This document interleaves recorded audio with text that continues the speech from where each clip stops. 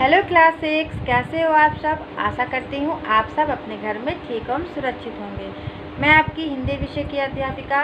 और जैसा कि बच्चों आप सबको पता है, इस समय आपका एग्ज़ाम चल रहा है। मौखिक एग्ज़ाम ख़त्म हो गया है और ऑब्जेक्टिव एग्ज़ाम आपका आपके मोबाइल पे ऑनलाइन चल रहा है। जो आपके ऐप दिया है लिटिल फ्लावर का, उसी पे आपका टेस्ट चल रहा है। तो आशा करती हूँ सभी के टेस्ट अच्छे से हो रहे होंगे। तो बच्चों, अब आपका जो एग्ज़ाम होगा कल, वो हिंदी का होगा। तो आप सब परेशान होंगे कि हिंदी में कौन कौन सा पाठ आएगा। तो आइए देखते हैं हिंदी में कौन कौन से पाठ आएंगे, किस प्रकार से प्रश्न आएंगे।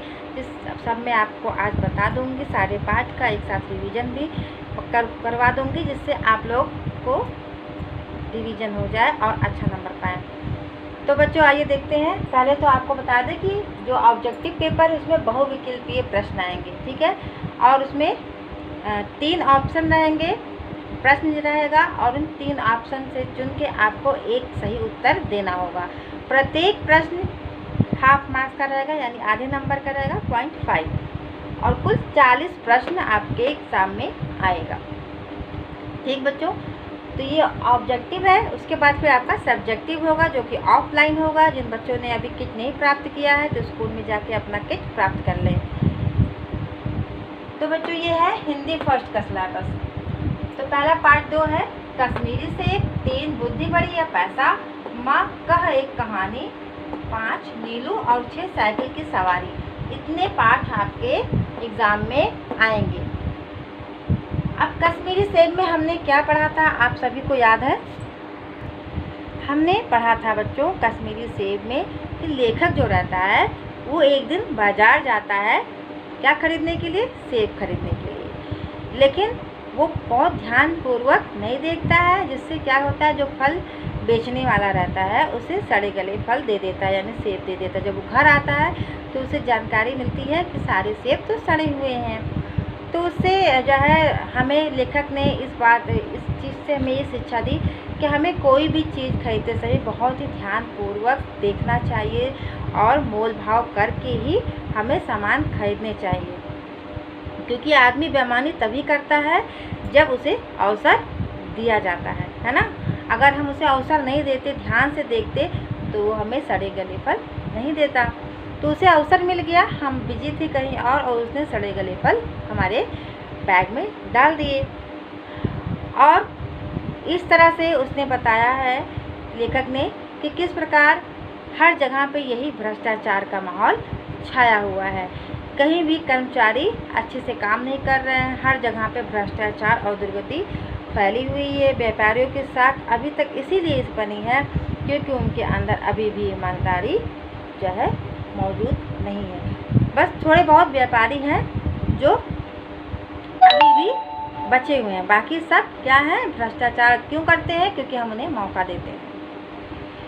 तो बच्चों इसमें से आपका शब्दार्थ इम्पोर्टेंट है, पूछा जा सकता है कि चौक मतलब क्या होता है। चौक का अर्थ है चौराहा, तिराहा या बाजार। तो आपको पता रहेगा चौक का अर्थ होता है चौराहा, तो आप चौराहे पे सही का निशान लगाएंगे। और बच्चों आगे देखते हैं, गाजर को मेजों पर स्थान क्यों मिलने लगा है, किस कारण। ये भी आपका बहुत इम्पोर्टेंट प्रश्न है। लेखक क्या खरीदने गया था, सेब, केला या आम। तो अभी आपको पता ही है, हमने बताया सेब खरीदने गया था। और कश्मीरी सेब के लेखक का क्या नाम है, मुंशी प्रेमचंद। तो इसको भी ध्यान में रखिएगा, ये भी आपसे पूछा जा सकता है कि कश्मीरी सेब के लेखक का नाम बताइए। अब आगे बढ़ते हैं, पार्ट 3 बुद्धि बड़ा या पैसा। इसमें हमने क्या पढ़ा था, बुद्धि बड़ा या पैसा में हमने पढ़ा था कि किसी देश में क्या थे, एक राजा राज करते थे, बहुत ही संपन्न और अहंकारी मतलब घमंडी था। और वो धर्म कर्म जो है कुछ नहीं करता था और हमेशा अपने ही मौज मस्ती में लगा रहता था। यानी कि उसे पैसे का इतना घमंड था कि वो बिल्कुल भी ध्यान नहीं देता था। लेकिन जो उसकी रानी थी बहुत बुद्धिमती थी, यानी बहुत बुद्धिमान थी। वह पैसे को तुच्छ और बुद्धि को श्रेष्ठ समझती थी। और राजा क्या करता था, राजा पैसे को श्रेष्ठ और बुद्धि को तुच्छ समझता था, है ना। तो इसीलिए वो क्या हुआ, एक बार की बात है कि जब रानी जो है उनसे महल में पूछ बैठी कि राजा बताइए बुद्धि बड़ा होता है या पैसा, तो उन्होंने क्या जवाब दिया था, पैसे को बड़ा बताया था, है ना। इस प्रकार वो उनसे नाराज़ हो गया था और बोला कि हम तुम्हें जेल खाने में बंद करवा देंगे। इस प्रकार वह बहुत गुस्सा हुआ और उसे एक कमरे में बंद कर दिया। फिर जब वहाँ पे वो नए मकान में पहुँची, उन्हें वहाँ से राजमहल से बाहर निकाल दिया गया था। जब रानी को बाहर निकाल दिया गया तो वो अपने बुद्धिमत्ता के बल पर उन्होंने खूब ढेर सारा धन इकट्ठा किया, घर बनवाया और बहुत जल्दी वो संपन्न हो गई। और इधर राजा अकेला हो गया, धूर्त लोग उसके आगे पीछे घूमने लगे, धीरे धीरे वो सारे धन उससे हड़पने लगे। एक बार फिर क्या हुआ कि राजा जो है एक क्षेत्र में पहुँचे जहाँ की रानी कौन थी, चौबाला थी। तो चौबाला जो थी बच्चों बहुत ही सुंदर थी। जब राजा देशाटन के लिए गए तो वो सीधे किस देश में पहुँचे, चौबाला जो है उनका देश का क्या नाम था, चौबाला देश, सिंह देश की राजकन्या थी। चौबाला सिंह देश की राज की कन्या थी। तो उन्होंने उनसे शर्त रखी। जब राजा से उनकी मुलाकात हुई तो उन्होंने कहा कि जो मुझे शतरंज में हराएगा मैं उससे विवाह करूँगी। राजा ने शर्त कबूल कर लिया और राजा फिर हार गया। और शर्त के अनुसार उनका ये कहना था कि जो हार जाएगा उसे बंदीगृह में बंद कर दिया जाएगा। फिर राजा क्या हुआ, राजा बंदीगृह में बंद हो गए। फिर जब रानी को यह बात पता चली तो रानी उन्हें छुड़ाने के लिए आगे आई और फिर उन्होंने अपना वेश बदलकर, पुरुष का वेश बदलकर तो चौबाला देश की जो राजकन्या थी उनके पास पहुंची और उनको शतरंज में हराकर अपने राजा को वापस छुड़ाकर घर लेके आई। तो बच्चों इस तरह से हमें मालूम हुआ कि बुद्धि बड़ा होता है या पैसा, तो बुद्धि बड़ी होती है। अगर बुद्धि हमारे पास है तो हम खूब धन कमा सकते हैं, लेकिन अगर हमारे पास बुद्धि नहीं है और बहुत धन है तो हम उस धन को डुबा नहीं सकते। तो इसमें से आपके प्रश्न जो बन के आएंगे, कैसे बन के आएंगे कि जो है राजकुमारी जो राजकन्या थी किस देश की राजकुमारी थी, या राजा देशाटन के लिए कहाँ गए थे, और रानी ने किसका वेश बनाया था, पुरुष का या स्त्री का वेश बनाया था, और रानी ने नौकर के हाथ सेठ के पास क्या भेजा था, तो उन्होंने सफ़ेद कपड़े में लपेटकर ईंटें भेजी थी, है ना। और राजा का स्वभाव कैसा था, अहंकारी था। अब आते हैं पाठ 4, माँ कहा एक कहानी। यह एक कविता थी। कविता में बच्चा रहता है जो अपने माँ से कहानी जो है सुनाने के लिए जिद करता है। इसमें सिद्धार्थ और देवदत्त की कहानी थी, उसके पिता की कहानी थी।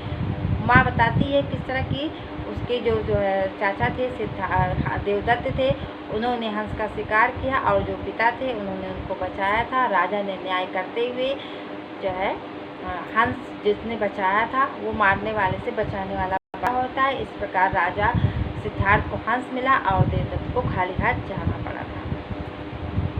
ठीक है, तो ये राजा देवदत्त और सिद्धार्थ की कहानी थी जो उनके माता द्वारा अपने बच्चे को सुनाया जा रहा था। अब इसमें से जो प्रश्न बन के आएगा किस प्रकार आएगा, जैसे उपवन में कौन भ्रमण कर रहा था, तो राहुल नाम का बच्चा था, तो राहुल के पिता ही भ्रमण करेंगे, है ना। और उपवन के सौंदर्य कैसा था, बहुत ही सुंदर था।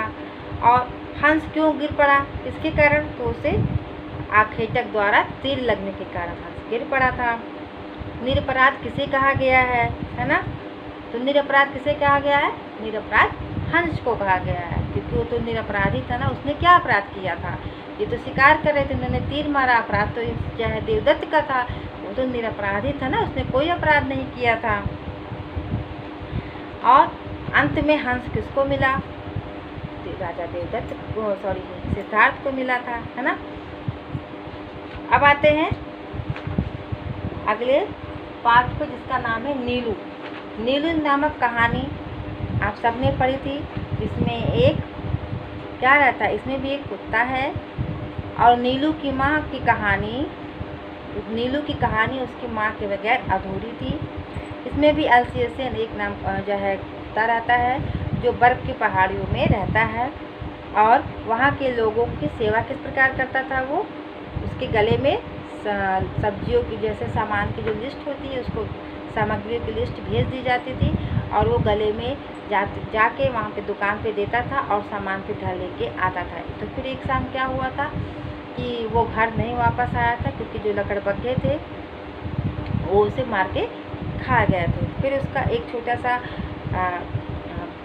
कुत्ता था जो उसने जन्म दिया था, है ना, जो जलिया में कैसा लगता था, गेंद की तरह लगता था, ऊन की गेंद की तरह लगता था, और वह भी बहुत ही प्यारा और सुंदर था। लेखिका को बहुत प्यार करता था, और रजाई में वह अपनी माँ की गर्मी को खोजता रहता था, क्योंकि उसकी माँ तो मर चुकी थी और वो अपनी माँ को बहुत याद करता था।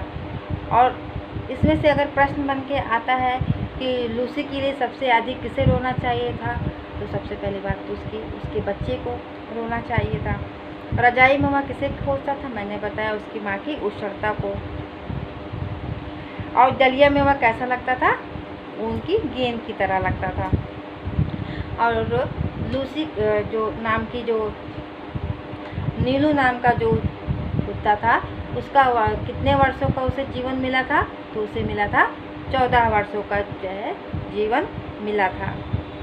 और नीलू नामक कहानी की लेखिका कौन है, महादेवी वर्मा है। तो इसको भी आप लोग जाने रहिएगा।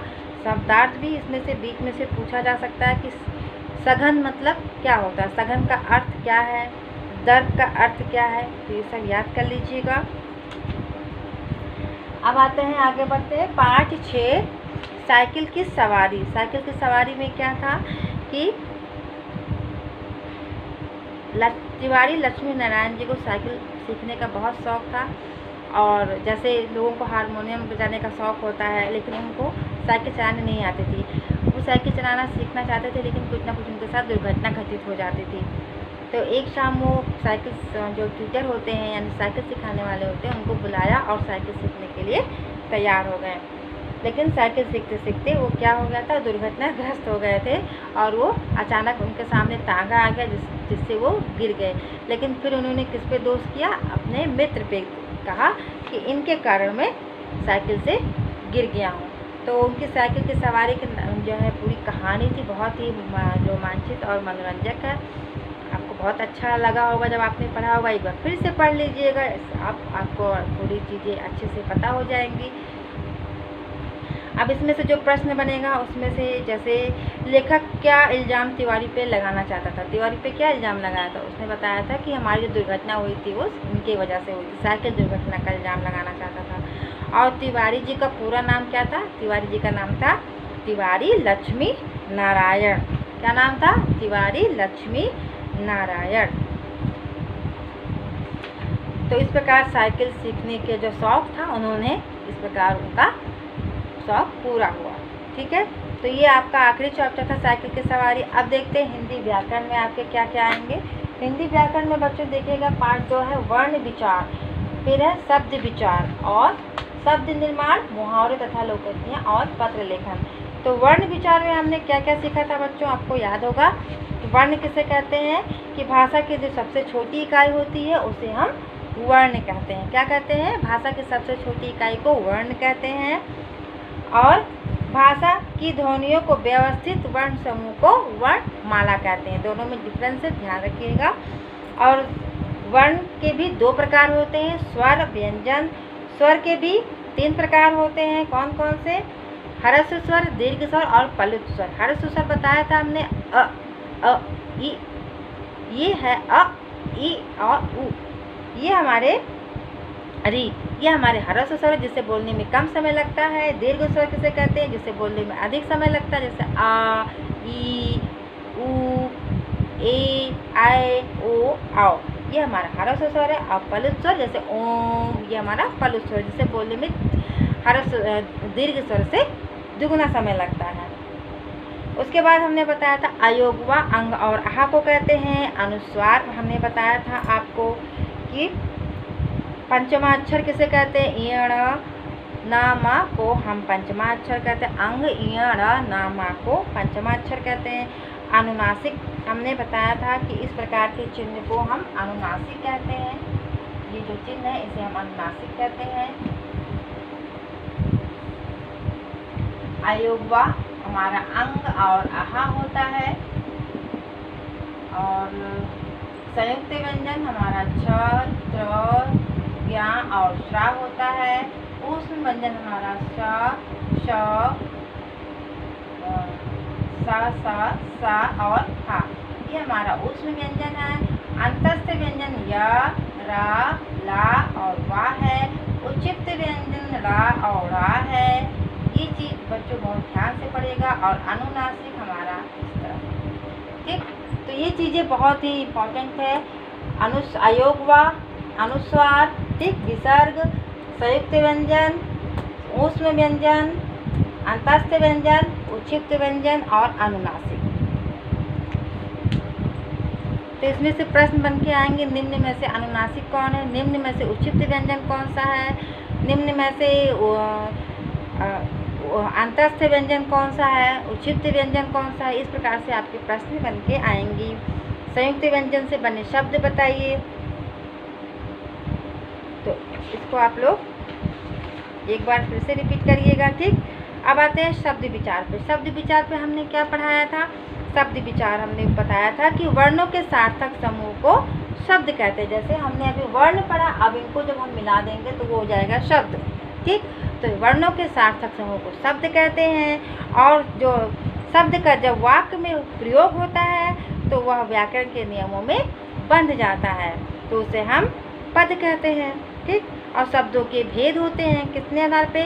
उत्पत्ति के आधार पे होते हैं, रचना के आधार पे, प्रयोग के आधार पर और अर्थ के आधार पे शब्दों के भेद होते हैं। तो हमने फर्स्ट पढ़ा था उत्पत्ति के आधार पे बच्चों कितने भेद होते हैं? तद्भव, तत्सम, देशज, विदेशज, संकर, ये हमने पढ़ा था ना। तत्सम संस्कृत शब्द से जो आते हैं और उनका रूप ऐसे ही रहता है, वो तत्सम रूप कहलाते हैं। तद्भव जो हमारे हिंदी में जो कृत्यु आए हैं और वैसे ही प्रयोग किया जाता है, ठीक है, उनका रूप बदल जाता है। जैसे तत्सम संस्कृत शब्द होता है, जैसे चंद्र ये हमारा तत्सम शब्द है, चांद ये हमारा तद्भव शब्द है, ठीक, जो हिंदी में प्रयोग करते हैं। जैसे शब्द संस्कृत शब्द यानी तत्सम हो गया और साथ हमारा हो गया तद्भव। इसी प्रकार देशज शब्द भी है, जैसे पगड़ी, थैला, डिबिया, लोटा, खिड़की, ये हमारा देशज शब्द है। और विदेशज शब्द क्या है? डॉक्टर, स्कूल, कॉलेज, मशीन, ठीक, ये हमारा क्या है? विदेशज शब्द है। उसके बाद आते हैं रचना के आधार पर रूढ़ और यौगिक और योग रूढ़ शब्द। तो रूढ़ शब्द छोटा सा जो होता है, ऐसे आप ट्रिक के तौर पर याद रखिएगा कि जिसके हम और टुकड़े नहीं कर सकते। जो शब्द किसी वस्तु या प्राणी के लिए प्रयोग होते होते निश्चित हो जाते हैं उन्हें हम रूढ़ शब्द कहते हैं। जैसे निश्चित हो गया कि ये पशु पक्षियों या प्राणी के लिए निश्चित किए गए, जैसे चंद्र, भ्राता, वृक्ष, अब वृक्ष पेड़ को वृक्ष ही कहेंगे, चंद को चंद्री कहेंगे, फूल को पुष्पी। तो ये निर्धारित हो गया है कि हम इन्हीं शब्दों से संबोधित करेंगे। तो ये रूढ़ शब्द हो गया। और यौगिक शब्द किसे कहते हैं? जब दो या दो से अधिक शब्दों का मेल होता है तो उसे हम यौगिक शब्द कहते हैं। जैसे देश छोटा शब्द है, भक्त अलग शब्द है। अब इन दोनों से मिलकर बन गया देश, और भक्त को मिलाएंगे तो बन गया देश भक्त। तो क्या हो गया? ये यौगिक शब्द हो गया जब दो शब्दों से मिलकर बनता है। योग रूढ़ शब्द क्या हो गया? जब जिन शब्दों में रूढ़ या यौगिक दोनों ही प्रकार के शब्दों में विशेषता हो, अर्थात वो शब्द तो पता है लेकिन दो से अधिक शब्दों के मेल से बने हो लेकिन किसी अन्य अर्थ की ओर संकेत करता हो, लेकिन दो शब्दों से भी मिलकर बना होता है। जैसे पंकज, पंख धन जा, यानी पंख मतलब कीचड़, जा मतलब उत्पन्न हुआ, दो हो गया शब्द। अब इसका अर्थ क्या हो गया? पंकज का अर्थ हो गया कमल, यानी कीचड़ में खिला हुआ। नाम भी इसको पंकज नाम भी कहते हैं ना। और पंकज हमारा कमल का फूल भी है जो कीचड़ में खिला हुआ होता है। तो इस प्रकार दूसरे अर्थ की ओर भी संकेत करता है। अब अविकारी और विकारी शब्द है, इसको भी आप लोग अच्छे से पढ़िएगा। अब आगे बढ़ते हैं शब्द निर्माण उपसर्ग प्रत्यय। उपसर्ग हमने आपको पढ़ाया था ना बच्चों, बहुत ही इम्पोर्टेंट है ये, उपसर्ग जरूर पढ़िएगा। उपसर्ग में हमने बच्चों आपको क्या पढ़ाया था कि जो शब्दांश किसी शब्द के पहले जुड़कर उसका अर्थ में परिवर्तन करते हैं या परिवर्तन लाते हैं उसे हम उपसर्ग कहते हैं, जो पहले जुड़ते हैं। जैसे अति, धन, अधिक, तो ये क्या हो गया, अति जो है अधिक में जुड़ गया तो हो गया अत्यधिक। क्या हो गया, अत्यधिक, ये हो गया अत्यधिक। ठीक, अति, धन, अधिक, अत्यधिक। अब ये आगे जुड़ गया ना अति, यहाँ पे आ गया। तो उपसर्ग में जो शब्द पहले जुड़ते हैं वो उपसर्ग कहलाते हैं, और प्रत्यय में क्या होता है, जो बाद में जुड़ते हैं यानी कि शब्द के अंत में जुड़ते हैं वो प्रत्यय कहलाते हैं। जैसे